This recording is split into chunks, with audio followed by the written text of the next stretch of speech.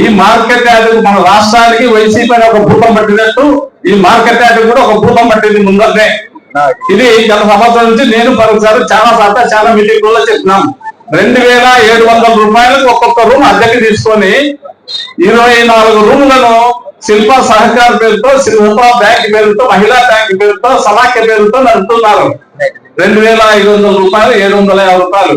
నేను మార్కెట్ కార్యదర్శి గారిని కలిసి ఒకసారి నేను రిప్రజెంటేషన్ ఇచ్చాను. దీనిపై చర్యలు తీసుకోమని చెప్పాను.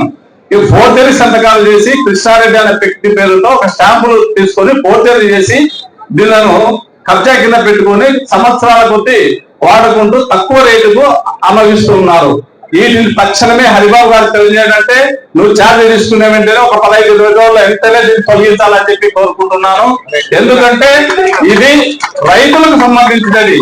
రైతులకు ఇవ్వండి, లేకుంటే ఫ్రూట్స్ అమ్ముకునేటువంటి మైనారిటీ సోదరులకు ఇవ్వండి రూములు కాబట్టి బాగుంటుంది.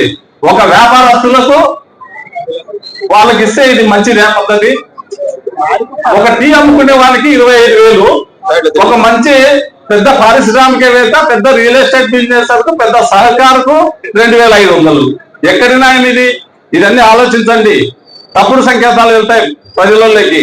కాబట్టి హరిబాబు నీకు ఖచ్చితంగా నేను తెలియజేస్తూ ఖచ్చితంగా దీని మీద చర్య తీసుకోవాలా 1 month లోపల. ఎందుకంటే ఇది చాలా రోజుల నుంచి మరొకసారి ప్రపోజ్ చేస్తూనే ఉన్నారు. ఎందుకంటే కొన్ని గైడ్ లైన్స్ రావాలా, కొంచెం ఆగుదామని చెప్తూ వచ్చినాను. నాకు దీనిపైన చాలా తతంగం జరిగింది. ఎక్క మార్కెట్ యార్డును కూడా కాపాడుకోవాల్సిన బాధ్యత హరిబాబు పైన ఉంది. ఎందుకంటే దాన్ని కూడా కొన్ని కబ్జాదారులు చాలా మంది ప్లాన్ చేసి రికార్డులు క్రియేట్ చేసి హైకోర్టుకు వెళ్ళడం జరిగింది.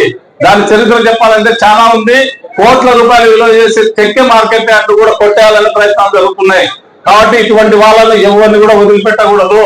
ఖచ్చితంగా వాళ్ళపైన చట్టపరమైన చర్యలు తీసుకోవాలి అని తెలియజేస్తున్నాను.